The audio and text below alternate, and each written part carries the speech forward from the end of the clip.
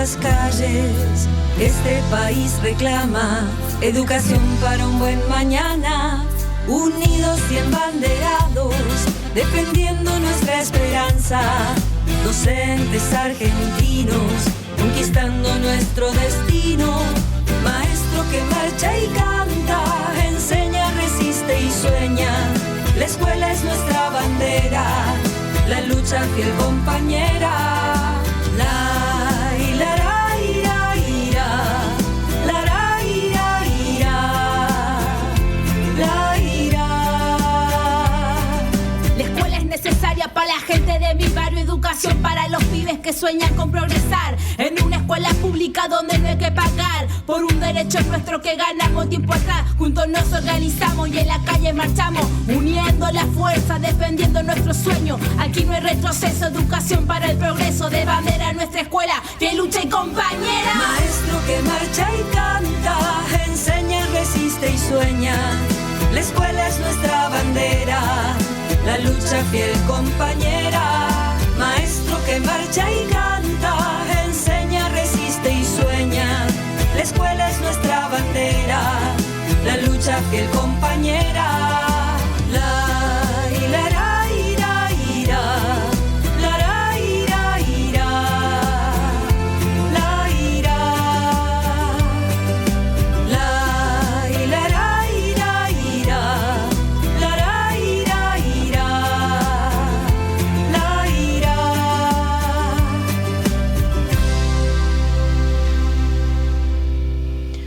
Muy buenas tardes, ¿cómo están? Bienvenidos a esta nueva edición de La Tiza de Punilla en esta tarde no tan fría en Villa Carlos Paz, pero bueno, una gran amplitud térmica ya en este otoño, en todo el Valle de Punilla, muchas hojitas por allí circulando. Y bueno, recién comentaba aquí con mi compañero Jorge que hay también mucho encendido de enfermedades respiratorias y relacionadas con nuestros bronquios, nuestros pulmones, nuestra garganta, etcétera, etcétera. Y que tienen distintas razones. Una es la amplitud térmica, otra es otras razones, digamos. ¿Cómo le va? ¿Cómo le va Jorge Morván? ¿Cómo está? Hola Valeria, buenas tardes a todos y a todas. Bien, hoy un miércoles diferente. Hoy es un miércoles raro, como verán, no, uno se siente como en un estado de estupor, diría yo, sí, por decir algo. Sí, pero bueno, con muchas cosas para reflexionar, ¿no? Porque a diferencia de los últimos miércoles donde las marchas eran violentas y nuestros jubilados castigados a palazos y gases lacrimógenos, hoy hubo una marcha más importante, la policía no actuó, no hubo ningún problema, pero bueno, esta vez ya no era solamente por el tema de los jubilados, sino por una decisión del Poder Judicial el día de ayer que realmente, bueno, desde CETERA se largó un comunicado donde indican que la democracia está amenazada, donde, digamos, son maniobras que atentan contra la vigencia del Estado de Derecho y ponen en riesgo el funcionamiento democrático de nuestro país. O sea, no es solo por una persona que representa, como dice Juan Monserrat en una de sus publicaciones, el compañero habla de que la intención de desarticular proyectos colectivos, ¿no?, que luchan por una sociedad más justa, equitativa, con soberanía política, independencia económica, justicia social. Entonces los riesgos de ver una justicia que se arrodilla ante un poder más poderoso y que lleva a tomar decisiones que ponen en riesgo la democracia misma y es un tiro también, un tiro de gracia a la justicia, ¿no? O sea, ¿qué podemos esperar de la justicia después de un fallo de este tipo, ¿no? Y por otro lado, bueno, sí, silencios, ¿no?, que se escuchan, que incluye a nuestro gremio, que hasta el momento no ha dicho nada al respecto, a pesar de que sí lo hizo CETERA, sí hay una movilización de la CGT en el día de hoy a partir de las 18, nuestro gremio por el momento no ha hablado. Bien, bueno. Jorge Boido, ¿cómo le va? ¿Cómo le va? ¿Cómo anda? También cruzado por este estado, digo, ¿no? Se está planteando ahí como que estamos en un país diferente a partir de hoy. No sé si están así, pero porque desde mi punto de vista se vienen corroborando lo que por ahí se dice, se intuye, se escucha, se ve, digo, ¿no? Lo quiero representar con esta imagen. Yo me imagino la Corte Suprema respondiéndole teléfono a Milei, diciéndole mete a Cristina en cana. Se me ocurre que son otros los poderes que lo llaman, exacto, los verdaderos poderes. Uh-huh. Bueno, y la pelea está con eso. Está ahí. Obviamente, creo que como toda crisis también es una oportunidad. Hay que ver qué se plantea. Aparte de ahí, veía las declaraciones de Correa planteando que ojalá que se despierte Latinoamérica con esto, digo, ¿no?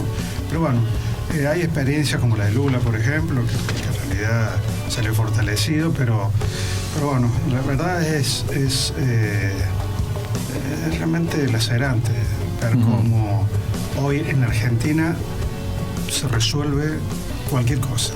Digo, ya no hay un Estado de Derecho para que nada te ordene un poco mínimamente. Digo, tal cual. Así que una situación difícil que bueno, creo que por lo menos para los sectores como nosotros lo que queda es debatirlo profundamente, poner el cuerpo, el que siente que tiene que estar ahí militando lo haga, pero tratando de avanzar, digo, ¿no? Avanzar para evitar que estas cosas sigan sucediendo. Sí, yo creo que hay un desorden también que se está tratando de acomodar, ¿no? Esto que digo de que, bueno, desde nuestro gremio no se ha movilizado y no se ha expresado al respecto, pero creo que tiene que ver un poco con este estupor y esta idea de ir ordenándonos, pero bueno, un llamado, qué sé yo, presidente del Partido Justicialista de Córdoba es el gobernador y tampoco se ha pronunciado, ¿no? Entonces preocupa realmente. Bien, bueno, es como que muchas cosas tienen sentidos los silencios, pero no tienen los silencios tienen el mismo sentido. Claro. A veces son silencios reflexivos, la necesidad de decir algo quizás que de alguna manera condense la opinión de varios, de muchos, de todos y todas, y si no, tratar de que esos consensos se construyan.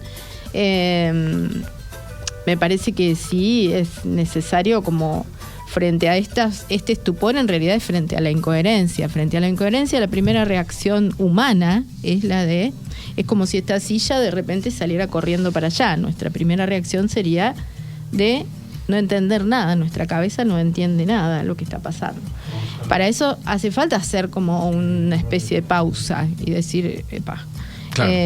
Y esa pausa, pero esa pausa no es nos quedamos en pausa, no, es una pausa activa, ver para dónde vamos a activar. Reflexiva, una pausa reflexiva donde deberíamos todos, ¿no?, pensar un poco esto, hasta dónde llega esto y cómo ver para dónde, podemos. Y si hay cosas que no entendemos, hay que brindar más información, más material para que la reflexión sea verdaderamente densa, con contenido, que permita, porque frente al hecho, y sí, nuestra reacción es una reacción como sentirse absolutamente violentado y violentada, y sí, es así.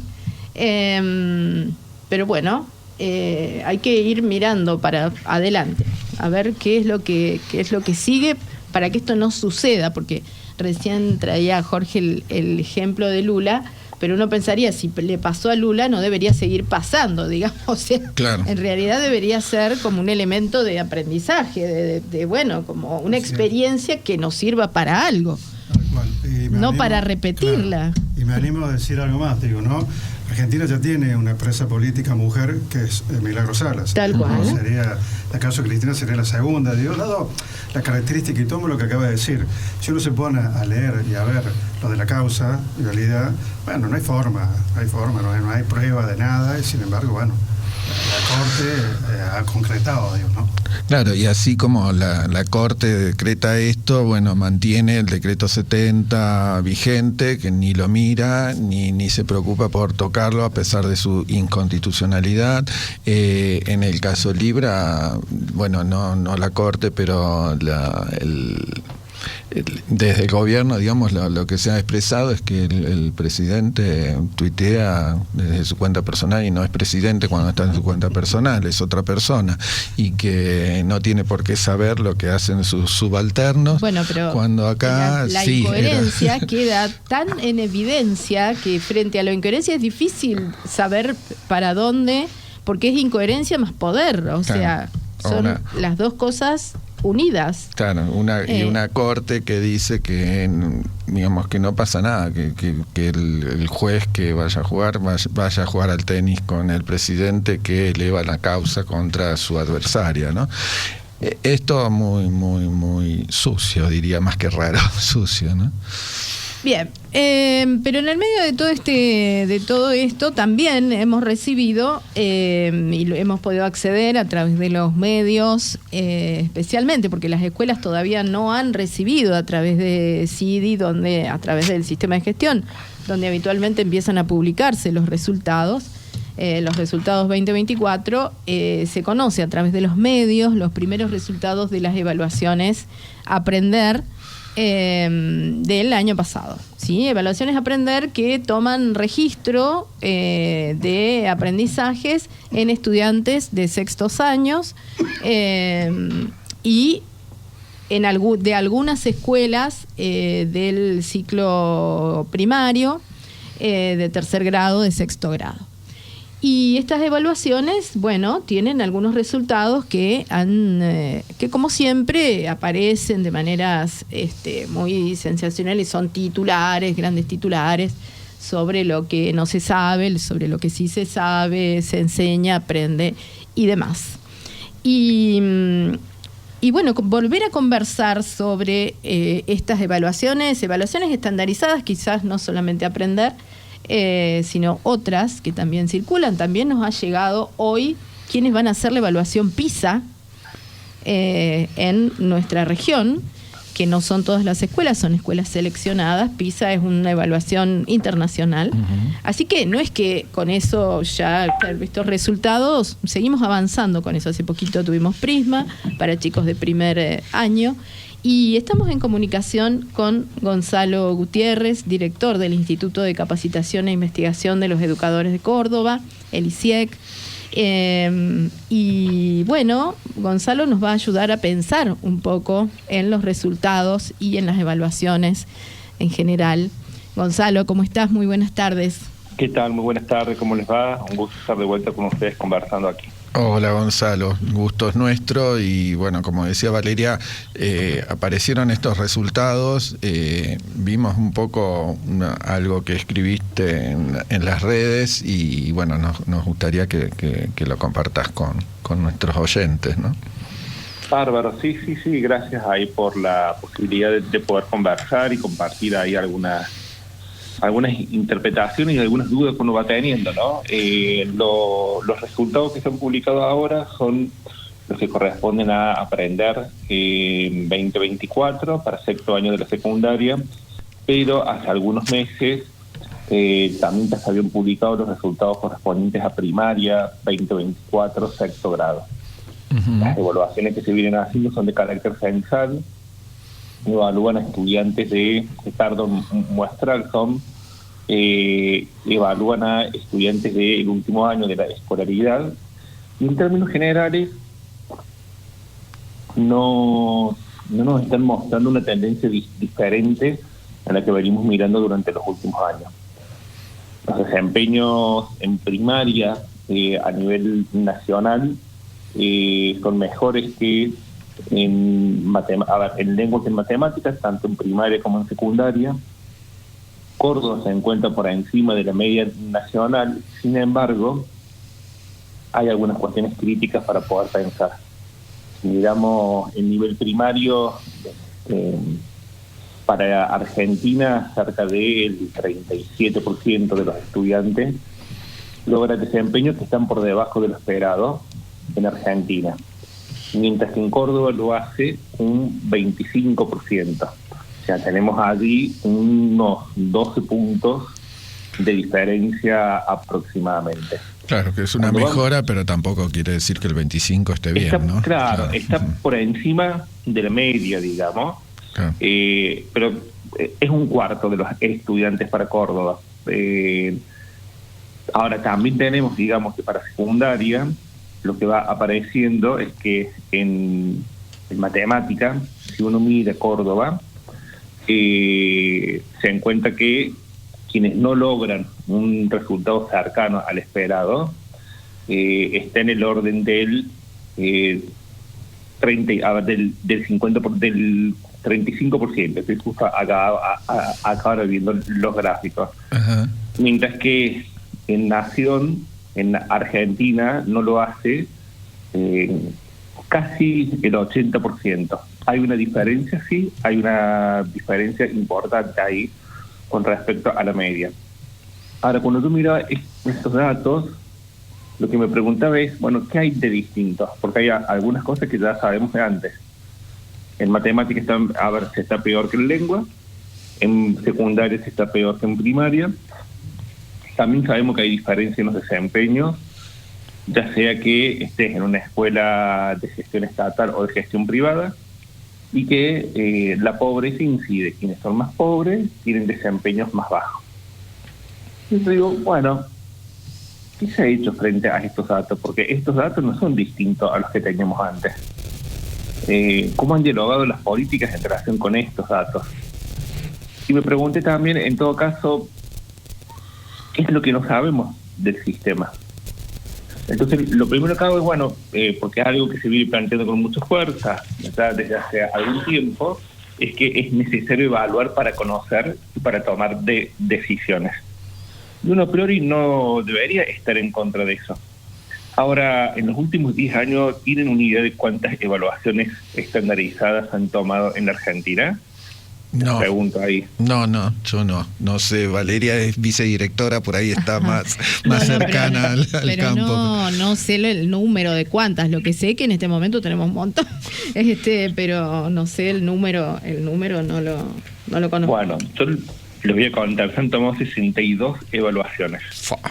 Montonazo. O sea, si lo quisiéramos pensar, un promedio de 6 evaluaciones por año.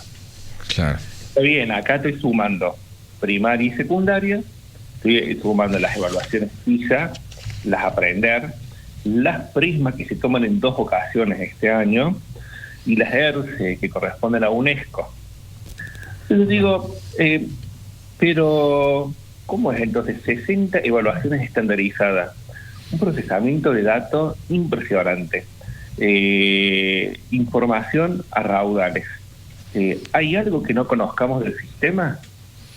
O sea, hoy el problema no está siendo la ausencia de datos, porque mañana vamos a evaluar y los resultados van a ser exactamente los mismos, o pueden llegar a ser peores inclusive, si las condiciones materiales para enseñar y aprender se siguen deteriorando. Entonces ahí aparece una primera cuestión. Y una segunda cuestión, que sí me estoy preguntando ahí, que esto ya empieza a ser una línea de desarrollo creo nuevo en relación a cómo interpelar los datos, porque en algún momento discutíamos si los chicos aprendían o no en la escuela, y ahora creo que eso está resuelto, los chicos aprenden. En la agenda lo que está instalado es por qué no aprenden lo que esperamos que aprendan en términos de cantidad. Y bueno, se han hecho las políticas en relación con eso. Y lo primero que uno empieza a encontrar es que las políticas producen muchas evaluaciones, se encuentran con mucha información y deciden en un sentido contrario a lo que la información les va indicando que tienen que hacerlo. Entonces, ¿para qué estamos evaluando? Esa es una pregunta para empezar a compartir públicamente. Si las evaluaciones dicen que en matemática, en primaria, un cuarto de los chicos tiene dificultades en lengua, pero que en secundaria ese cuarto llega a la mitad de los chicos, en lengua y en matemática en realidad tengo un 40%, o sea 15 puntos más en lengua en primaria, y tengo cerca de 15 puntos más también en secundaria. Pregunto yo, ¿y por qué no genero, en vez de, y esto lo instalo como una pregunta, en vez de generar un programa de alfabetización, ¿por qué no sería un programa de enseñanza de las matemáticas? Si el problema lo estoy teniendo allí. Claro. Si el mayor problema en el desempeño lo estoy teniendo en la secundaria y en el ciclo básico, ¿por qué no produzco un programa de enseñanza con todos los recursos allí? Porque los chicos salen de la escuela en general sabiendo leer y escribir. Si uno sabe que hace falta más tiempo para poder enseñar menos contenido, eso lo dice PISA, no lo dice Gonzalo, no lo dice la UPC, o sea, lo dicen estudios internacionales. O sea, que se pagan, son esas encuestas que se pagan para tener información, para tener información que se supone que después es para aplicarla, ¿no? Claro, entonces digo, PISA te dice, los países en los cuales los desempeños son mejores es donde hay más tiempo para enseñar. Y eso implica menos contenidos para trabajar. ¿Por qué generamos reformas curriculares que agregan más contenidos todo el tiempo sin sacar ninguno? Ahí hay un problema de jerarquización. Si nosotros sabemos, y esto sale, miren, incluso esto que les voy a comentar ahora sale en el informe técnico del Ministerio de Capital Humano, desde donde se elaboran el informe de las aprendas. Dice que las escuelas que tienen más recursos se encuentran con desempeño más alto. Lo venimos diciendo eso. Hace falta recursos didácticos para que los chicos puedan aprender, para que los profes podamos enseñar. Entonces, si sabemos eso, ¿por qué no se coloca dinero allí? Al contrario, se recorta, ¿no? Estamos en un problema. Sí, se recorta allí, pero se generan nuevos programas hacia los cuales se destinan recursos. Digo, porque en realidad lo que hay que poder instalarse es, instalar como pregunta es qué tipo de industria invisible está detrás de la producción de datos sistemáticos sobre la educación. O sea, digo, nosotros tenemos actores que a nivel nacional promueven la producción de datos, porque eso va atado a la venta de software. Y entonces lo que estamos viendo es que los datos se producen, pero las decisiones se toman con otros criterios. Bueno, ahí tenemos Gonzalo, un dilema. Yo voy a volver a lo que dije cuando hacía la presentación de estas evaluaciones, que lo primero que producen son titulares y fotos en los medios de comunicación que circulan por redes. Ya no tenemos medios de comunicación que podamos identificar tan claramente. En realidad hay muchos que se dicen medios que aparecen en las redes que tienen nombres que no se sabe a qué grupo, de dónde están saliendo, y bueno, y cuando uno lee lo que allí dice, está bastante direccionado quién parece tener la culpa de que los estudiantes no aprendan, ¿no? Entonces, no hay una cuestión allí, hacer un análisis más profundo, hacer un análisis o hacerse estas preguntas que te estás haciendo con tanta claridad de por qué, si las pruebas están mostrando con así, de esta manera tan transparente, dónde estarían los problemas. La cuestión es qué es lo que se quiere decir con tanta evaluación, digamos, qué se busca direccionar sin análisis la culpa o la razón de que los chicos, las chicas, los estudiantes no aprendan, a un sector, el sector docente específicamente. Sí, yo, coincido con vos, creo que allí hay como dos cuestiones. Una, creo que sí estamos en presencia de una nueva agenda comercial que tiene que ver con la producción de datos en la escala de los sistemas educativos. Y hay instituciones, por ejemplo, que no son filantrópicas, como Argentinos por la Educación, y vienen instalando la cuestión de la venta literalmente a los gobiernos provinciales de software. Entonces, estos datos que van produciendo lo que hacen es generar una demanda, y la demanda es de software. Entonces, digo, esa es una primera cosa, agenda de negocio. Pero hay otra cuestión, es de otro orden, que es de cómo uno piensa y mira un sistema educativo, y tiene que ver con qué lugar le dan los actores en ese sistema. Yo puedo pensar que el sistema se asienta sobre lo que los individuos hacen, o puedo pensar que la suma de los individuos, o sea, las y los docentes, producen algo distinto que es un sistema. Y entonces yo puedo instalar la pregunta sobre ¿qué hace Valeria?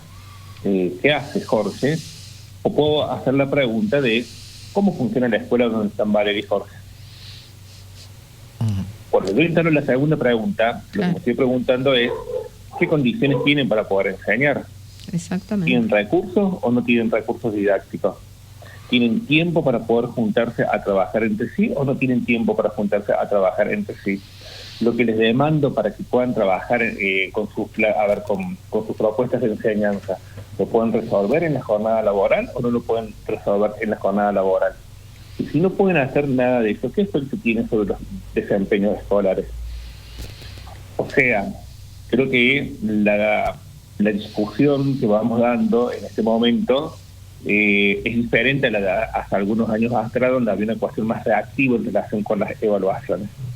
Y lo que estamos planteando es, bueno, bien, hay que evaluemos, pero construyamos una perspectiva integral sobre la evaluación. Construyamos una perspectiva que permite ver qué decisiones de enseñanza permite que los chicos aprendan y cuáles son más dificultosas. Y en el sistema tenemos, vos lo sabes, en todo caso, Valeria, condiciones para poder mirar qué decisiones toman los docentes en materia de enseñanza. Sí, están las planificaciones, están las reuniones entre docentes, están las elaboraciones de proyectos escolares, y uno podría decir son insuficientes para lo que nos van pidiendo, lo cual sería cierto. Pero entonces la solución no es evaluar más.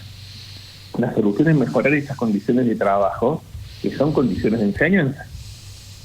Totalmente, y sin entrar en cuestiones como el malestar docente, que es real, que es auténtico, no es simplemente el título de un ensayo.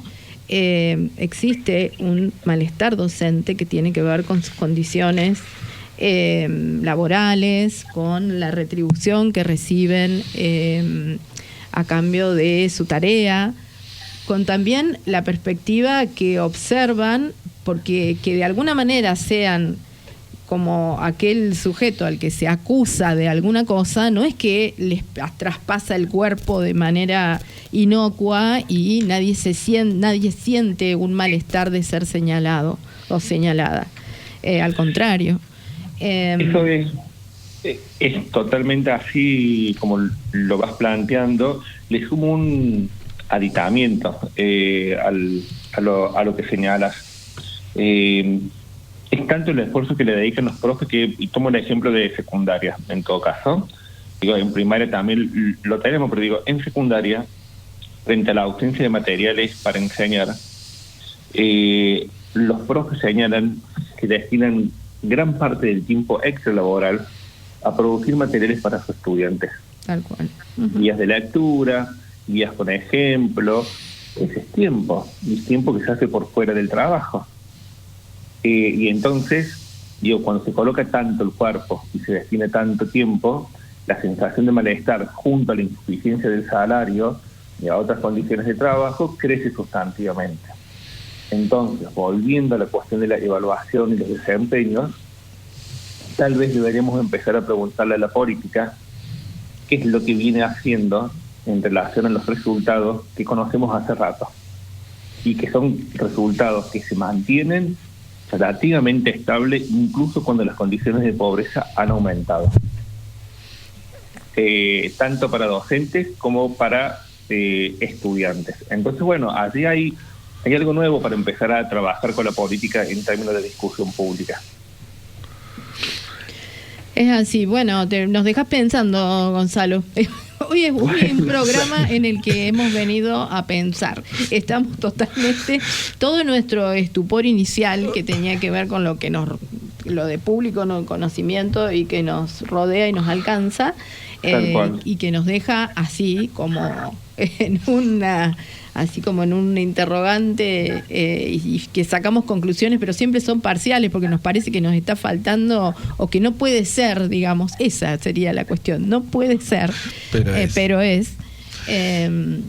Pero bueno, esta otra, el preguntarnos por qué la evaluación y los resultados de la evaluación, estos resultados cuantitativos, transparentes, que se suman una evaluación tras evaluación, es decir, no es que una dio así, sino que vienen dando de la misma manera, no implica decisiones, así como la tomamos en las escuelas, decisiones de revisar nuestra planificación, de alguna manera trabajar sobre aulas heterogéneas para identificar puntos críticos y decir, bueno, a ver, cómo vamos a apuntalar por acá, cómo vamos a aportar, a ofrecer por este otro lado, como eso también no aparece dentro de las políticas públicas, ¿no?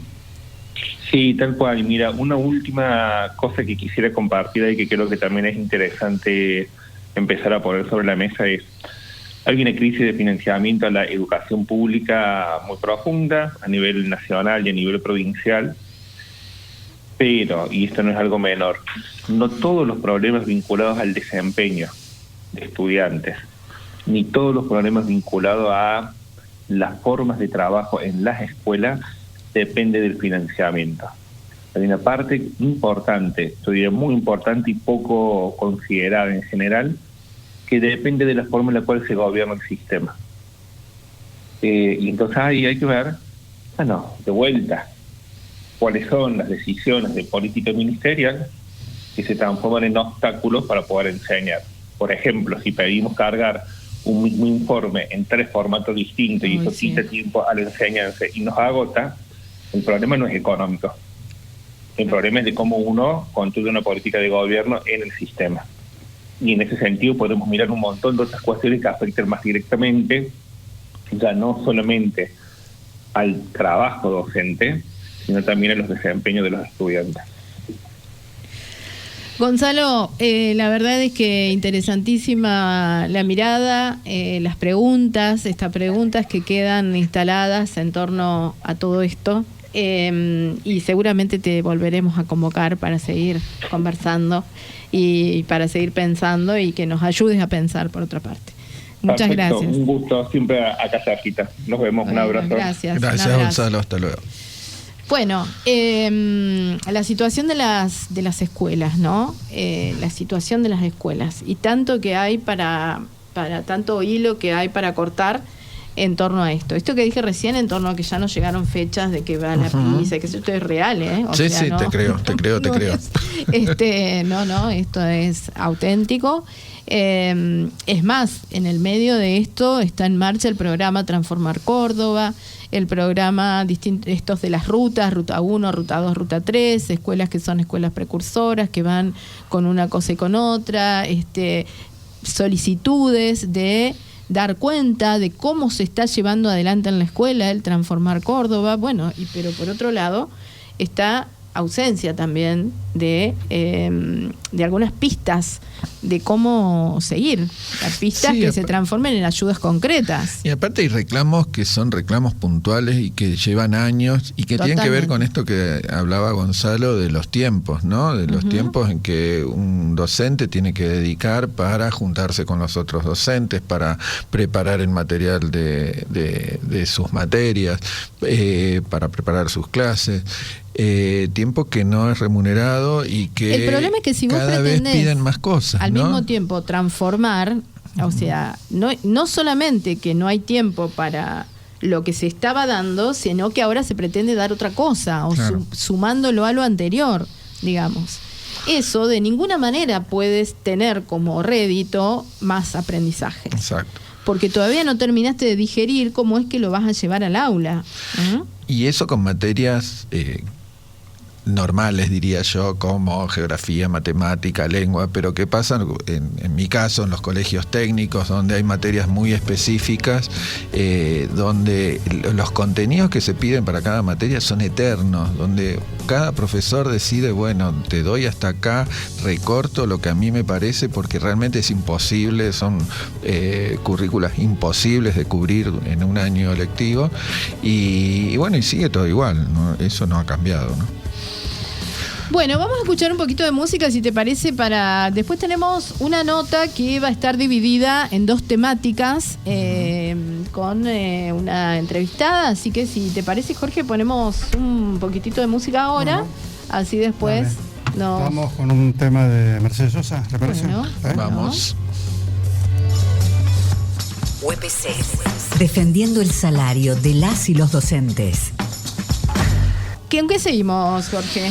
Bueno, estamos con un par de temas que nos gustaba tratar con nuestra secretaria de Derechos Humanos y Género, que ya la hemos tenido un par de veces aquí en el programa y que siempre nos esclarece un montón. Silvia Marchetti, que ya la tenemos en línea. Hola Silvia, ¿cómo estás? Hola. ¿Cómo están? Bien, muy bien Silvia. Bueno, preocupados por un montón de cosas, pero bueno. Sí. No son tiempos para estar despreocupados. No, digamos que venimos cada así día una como noticia diferente para preocuparte. Golpeados o gaseados, pero bueno, seguimos acá poniéndole el pecho. Y bueno, queríamos hablar con vos porque bueno, mañana se está presentando en el ISIEC y vamos a tener la posibilidad de verlo también a través de YouTube, la presentación de la formación de la ley 10.962, Sonia Torres.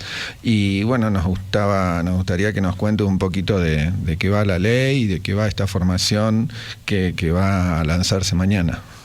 Bueno, nosotros primero estamos muy orgullosos y muy entusiasmadas al mismo tiempo.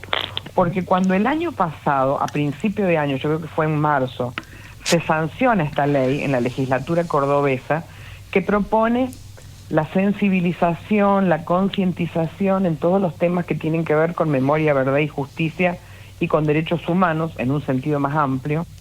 En realidad es una ley obligatoria, como la ley Micaela, es obligatoria para todos los empleados de la Administración Central, para todos los empleados públicos, para todos los empleados de los tres poderes, en realidad, ¿no? Sería para todos los empleados estatales. Pero la verdad que esto ha generado mucho entusiasmo porque, bueno, nosotros lo primero que hicimos, la crítica que nosotros siempre teníamos con ley Micaela es que creemos que cuando se abordan temas muy sensibles, por más que la capacitación sea obligatoria, no puede hacerse solamente virtual y individual. Nosotros creemos que los espacios colectivos que pueden ser presenciales o pueden tener una virtualidad, pero tienen que ser espacios de encuentro, donde uno pueda debatir, donde uno pueda intercambiar impresiones, donde uno pueda escuchar a otras personas, donde pueda compartir algo audiovisual o una música o lo que fuere.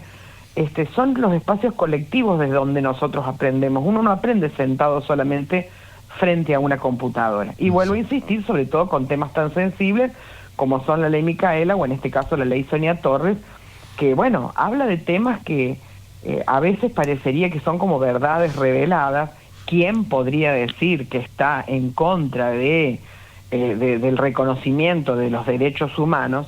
Y sin embargo, cuando uno empieza a hilar más fino, empiezan a aparecer una serie de representaciones y de contradicciones, que son las discusiones que tenemos hoy sociales, hoy en día, con respecto a una serie de cosas, y que nosotros creemos que nosotros, como sindicato, y como dirigentes, delegados y delegadas, o promotores y promotoras de derechos humanos y género, o lo que fuere, tenemos la responsabilidad por lo menos de pensarlo, de debatirlo, de profundizarlo.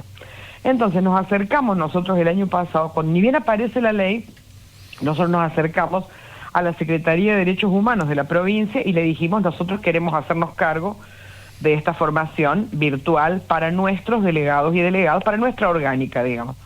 Y nos dijeron que sí. Entonces, bueno, empezamos a armar la propuesta y nos preocupaba un poco cómo hacer para hacer colectivo esto que estaba en el FIDI, porque en realidad el modo de capacitarse es ingresar al FIDI, inscribirse y hacer ahí la ley, la capacitación. Y entonces, como alguna de las personas que está trabajando en el equipo de formación de la Secretaría de Derechos Humanos, en algún momento fue parte de nuestro instituto, conoce nuestras aulas virtuales. Entonces nos ofrecieron todo el material de ley Sonia Torres para que nosotros lo resolviéramos en una de las aulas virtuales de nuestro instituto, que dependiente de la Secretaría de Educación. Así que todos los delegados y delegadas que vayan a formarse en ley Sonia Torres van a participar de unas clases sincrónicas que van a estar ahí en el aula virtual y a las que vamos a ingresar y que tenemos unos brevísimos materiales para leer y que tenemos una serie de actividades para compartir. Y bueno, van a ser, nosotros lo que proponemos son, en un mes esta formación se resuelve, digamos, porque van a ser 4 encuentros virtuales de 1 hora y media, 2 horas, y luego un encuentro presencial, que ese se puede hacer en algún momento. Y la capacitación se aprueba con la presentación de unas líneas de acción para llevar adelante en el ámbito sindical o en la escuela.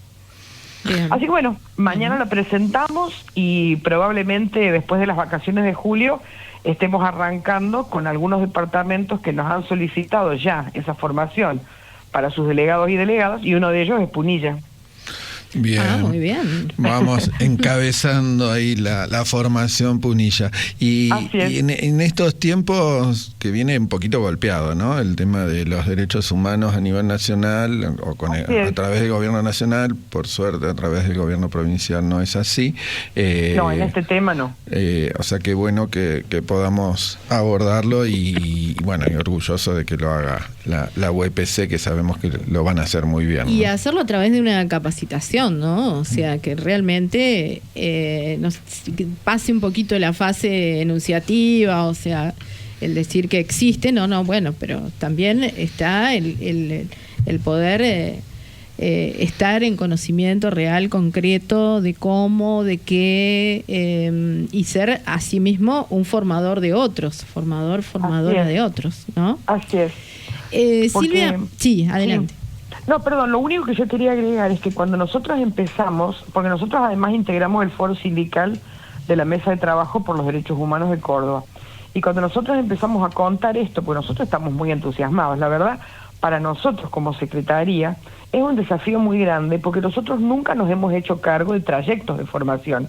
Eso claro. Siempre ha sido la Secretaría de Educación. Educación, claro. Y ahora nos toca a nosotros la responsabilidad de hacernos cargo de un trayecto que, bueno, estamos orgullosos pero nerviosos, con ciertos nervios al mismo tiempo, porque vamos a hacer nuestra experiencia en este tema.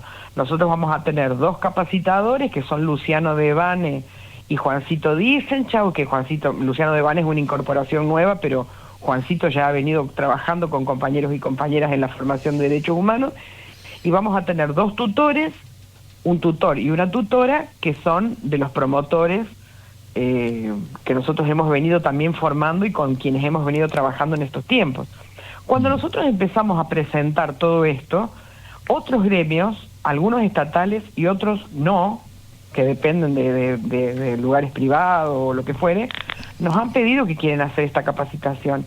Y además una cosa extraña es que por ahí nos han llamado de algún municipio también, y nos dicen que les interesaría que nosotros también les demos una mano con esto de la capacitación en Ley Sonia Torres. No es capacitación, es formación. Perdón. Entonces, bueno, estamos raros, estamos con mucha alegría, pero también con mucho nervio, y bueno, mañana lo vamos a alargar a nivel provincial, y después vamos a ir a futuro, digamos, vamos a ir haciendo conocer el cronograma. Hasta ahora tenemos 5 grupos armados, de 2 departamentos compartidos, salvo Punilla, que va solo porque tiene muchos delegados y delegadas, pero después está Calamuchita y Tercero Arriba juntos, San Alberto y San Javier también juntos, Río Primero y Río Segundo juntos, y el norte cordobés. Esos son los 5 grupos con los que vamos a empezar este año. Buenísimo. Bueno, y mañana entonces la invitación. Un proyecto tremendo, una agenda impresionante.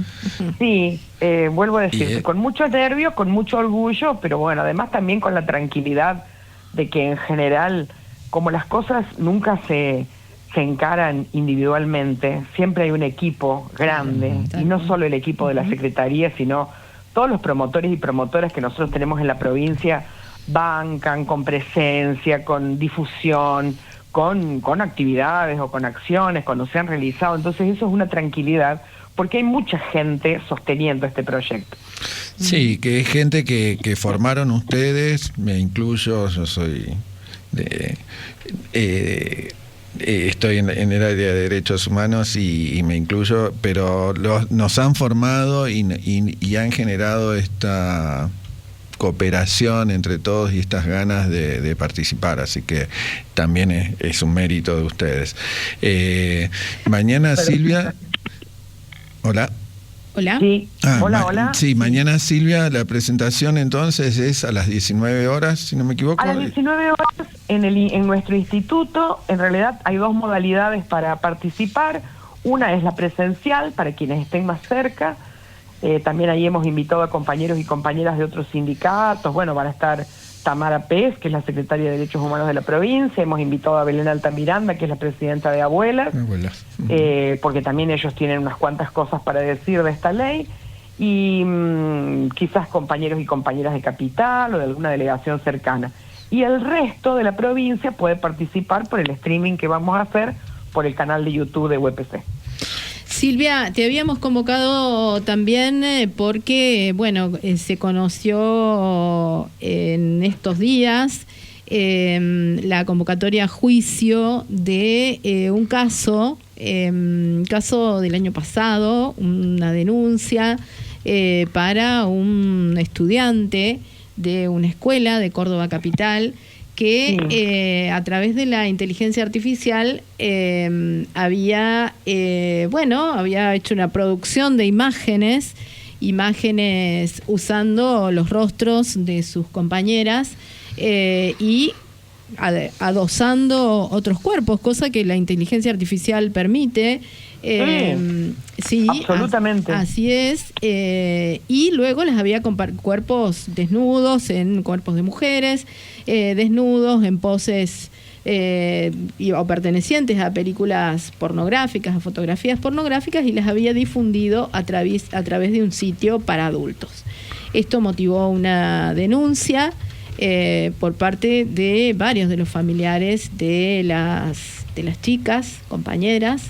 Un caso verdaderamente muy complejo y que implicó también hasta la indagación en algún tipo de legislación que pudiera de alguna manera contener esta denuncia, porque no había en realidad ninguna jurisprudencia directa que lo estuviera contemplando.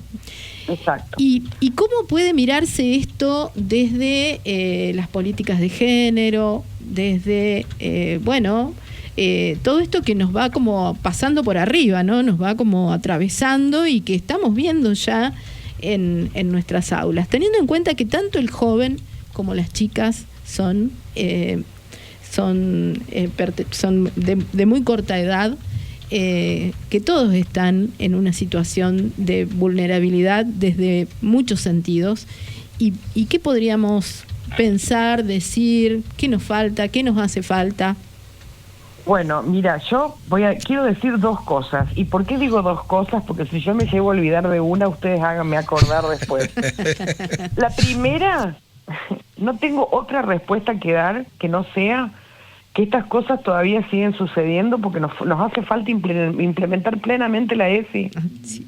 Hay temas que tienen que ver con la sexualidad, con el cuidado propio y con el cuidado de las otras personas, con el respeto, con un montón de cosas que tienen que ver con la ESI que todavía no se ha implementado de manera plena a casi 20 años de su implementación. Y el problema de la no implementación de ESI, con las únicas personas que tiene que ver, es con las personas adultas que habitan la escuela y que acompañan a niños, niñas y adolescentes. Porque quienes tenemos problemas con el abordaje de la sexualidad somos las personas adultas, que somos los encargados de acercarles conocimiento a estos jóvenes y a estas niñeces sobre todos estos temas. Eso por un lado, ¿no? Una implementación de la ESI, digamos, hablar del tema del cuidado, hablar del tema de la protección, porque en realidad, en este caso, como vos decías recién, cuando toda gente tan joven, cuando hay alguien que vulnera el derecho de otra persona, el vulnerador también está siendo, no quiero decir víctima, pero está siendo el hijo propicio y protegido de un patriarcado que todavía no hemos podido erradicar, que nos va a costar mucho trabajo, pero que se reinventa permanentemente para poder seguir siendo ejercido. ¿Me explico lo que digo? Sí. Digo, por ahí me resulta complejo explicarlo, pero es esto, digamos, los varones, que en general son varones, es muy raro que encontremos mujeres haciendo estas cosas espantosas con los cuerpos y con las vidas de otras personas.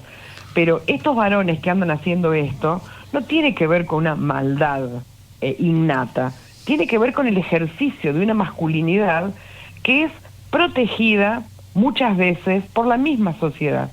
Como dice Marcos Ordóñez, nuestro compañero que nos acompaña en esto de las formaciones con el tema de la masculinidad, los cambios en este tipo de conductas son sociales y son colectivos, porque si a todos los varones nos encerraran en un reformatorio y nos largaran de construidos, la sociedad no seguiría demandando el mismo rol y papel que nos ha demandado durante siglos. Entonces tenemos que hacer un enorme esfuerzo para modificar esas conductas estereotipadas que generan desigualdad y que generan estas vulneraciones, porque si no solo los femicidios ocurren, sino que empiezan a ocurrir todas estas otras cosas que en realidad lo que tiene que ver, vieron que hay una frase horrible que dice, ¿por qué hay hombres que matan a sus parejas? Porque pueden. Claro. Y en esto pasa igual. ¿Por qué hay alguien que vulnera el derecho de otra persona? Porque puede, porque no tiene en su cabeza ningún filtro que le diga, no, para, hasta acá llegaste. No, puedo, porque estoy sostenido. Y esto es lo segundo que quiero decir, nosotros como adultos, como personas adultas, tenemos que pensar cuáles son las cosas que nosotros estamos sosteniendo. Cuando nosotros hacemos chistes misóginos, homofóbicos, cuando hacemos bromas, cuando hacemos expresiones sobre el cuerpo de las demás personas, desde la más sencilla hasta la más cruel, nosotros como personas adultas tenemos que pensar quién nos está escuchando y qué es lo que se está instalando en la cabeza de esas personas que nos escuchan. Yo creo que cuando uno habla del adultocentrismo, creo que hay un adultocentrismo que sigue sosteniendo este patriarcado sólido y que no permite la deconstrucción en las personas más jóvenes. Entonces digo, a ver, avispémonos un poco, porque estas cosas horribles que pasan, no quiero decir este chico, yo no conozco la situación solamente por los medios de comunicación, pero digo, cuando hay chicos que hacen determinadas cosas, es porque hay adultos que nunca les explicaron a esos chicos que el modo de divertirse, de pasarla bien, de sentir placer, no es golpeando a otra persona, vulnerando a otra persona, burlándome de otra persona. Porque si eso desde muy pequeño se le dice no, ese niño, esa niña van a crecer con ese no.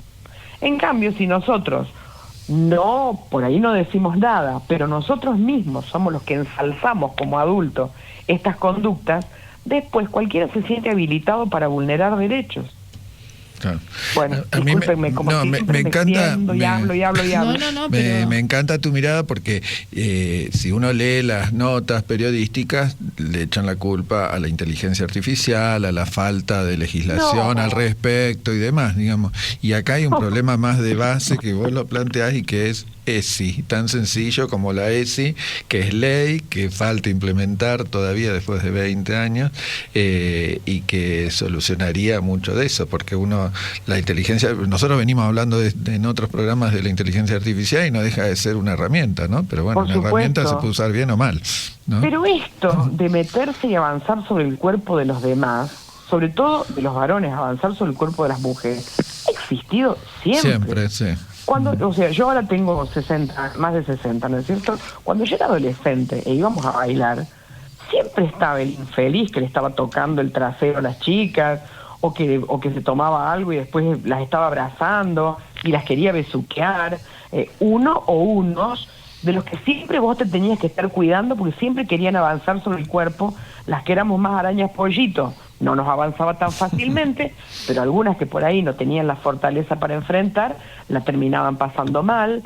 No existía esto de la sororidad, de que todos saliéramos a defender. Lo que hacíamos era todo atacar a ese que nos atacaba, pero no formábamos red para defendernos. Pero eso ya existía. existió siempre. La inteligencia artificial simplemente es otro medio que, como decían recién ustedes, también, como es nuevo y es novedoso, hay quizás legislación faltante, pero bueno, ya se va ya se va a ir construyendo. Lo importante es saber que nosotros en esta sociedad no podemos hacer lo que se nos cante con las demás personas.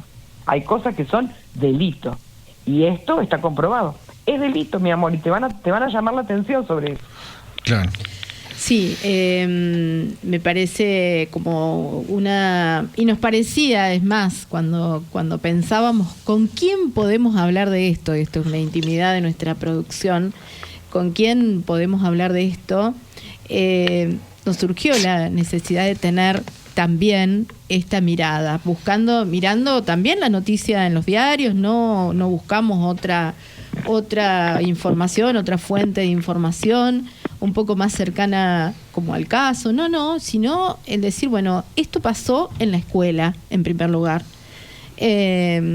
Pasó en la escuela, en donde la enseñanza y el aprendizaje de todo tiene que ser como el núcleo y lo que atraviesa cada una de las acciones que se llevan adelante. Aprendizajes, modos de enseñar. Esta situación también está señalando un faltante en esos enseñanzas, modos de enseñar y aprendizajes necesarios en todas y todos los estudiantes. En alguno de los medios de comunicación lo que se decía, se hablaba también de la escuela y en cuanto a que no se tomó una decisión instantánea como de separar, o sea, esta mirada como de la sociedad de que a ese que hace algo hay que correrlo, digamos, hay que como separarlo y que con eso ya se está ahí como iniciando algún tipo de reparación, pero no de aprendizaje. No, tal cual. Las escuelas no son lugares de punición, para eso está la justicia. Las escuelas son lugares de enseñanza y aprendizaje.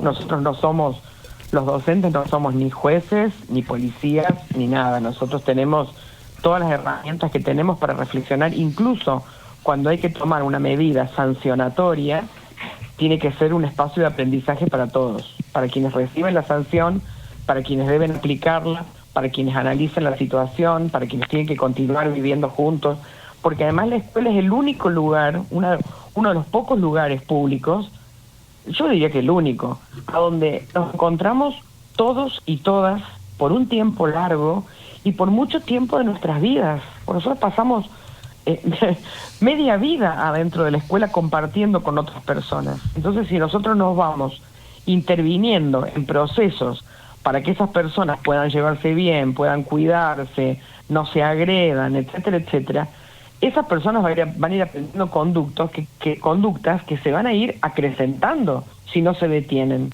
Tal cual. Tal cual. ¿Me explico, Silvia, no? Sí, perfectamente. Sí. Te agradecemos muchísimo, como siempre. Te mandamos un abrazo muy grande y seguro seguiremos conversando en próximas ediciones. Muchísimas gracias. Cuando ustedes quieran. Por favor, muchísimas gracias a ustedes. Gracias, Silvia. Y bueno, y los vamos a estar viendo mañana a partir de las 19 por el canal de YouTube en la presentación de la Ley 10.692, Sonia Torres. E inviten a todos los que quieran participar, porque si bien esto está pensado en un primer momento para docentes, todos los trabajadores y trabajadoras que quieran y necesiten formarse en eso, que nos comuniquen nomás, ya vamos a ver cómo lo hacemos. Vamos a tratar de dar respuesta a todo el mundo. Gracias, Fantástico. Gracias. Bueno, hasta pronto. Gracias a ustedes. Hasta luego. Chau, chau. Bueno, muy bien, hemos cumplido, porque la verdad que era con una entrevistada, pero eran dos temas como que tienen su relación, pero que son diferentes, digamos, para ámbitos diferentes, dirigidos a diferentes grupos. ¿Tenemos algo más para repasar, Jorge, por ahí? No, ya nos estamos yendo y quería dedicar este programa para despedir al compañero Daniel Zamataro, que nos ha dejado. Daniel fue un histórico militante de nuestra organización, fue secretario general de la delegación presidente Roque Sáenz Peña y secretario de Acción Social. Lo hemos tenido acá en el programa en varias oportunidades. Varias veces. Un gran luchador, solidario y trabajador, y bueno, dejamos todo nuestro cariño para su familia y bueno, un beso al cielo al gran Daniel. Muy bien, y nos vamos. Le vamos a mandar un cariño también a nuestro grupo de producción, Celso Córdoba, María Rosa Jara, que bueno, continuamos nosotros siempre nuestras reuniones de producción los días lunes. Por ahí tenemos algunas cuestiones horarias que tenemos que revisar, porque gente que llega tarde le vamos a empezar a poner media falta al que vaya llegando tarde, pero bueno, ahí firmes como Crónicas, firmes junto al pueblo, y nos vamos. Los estuvimos acompañando Jorge Morván, Jorge Boido, mi nombre es Valeria Flesia, gracias a Villanos Radio como siempre. Y nuestra reiteración entonces... Mañana jueves a las 17 horas por Villanos Radio y el sábado a las 20 por Radio La Minga de Villa Yardino en el 94.7 del dial. Que estén muy bien. Hasta el próximo miércoles nos encontramos en vivo a las 19. Chau. UPC, nuestra identidad como trabajadoras y trabajadores de la educación, se construye en la tarea de enseñar. Partes, marchando por muchas calles, este país reclama educación para un buen mañana, unidos y embanderados, defendiendo nuestra esperanza, docentes argentinos, conquistando nuestro destino, maestro que marcha y canta, enseña, resiste y sueña, la escuela es nuestra bandera, la lucha fiel compañera, la ira, ira, ira, la ira, ira, la ira. La escuela es necesaria para la gente de mi barrio, educación para los pibes que sueñan con progresar, en una escuela pública donde no hay que pagar, por un derecho nuestro que ganamos tiempo atrás, juntos nos organizamos y en la calle marchamos, uniendo la fuerza, defendiendo nuestro sueño, aquí no hay retroceso, educación para el progreso, de bandera nuestra escuela, que lucha y compañera. Maestro que marcha y canta, enseña, resiste y sueña, la escuela es nuestra bandera, la lucha fiel compañera, maestro que marcha y canta, enseña, resiste y sueña, la escuela es nuestra bandera, la lucha fiel compañera.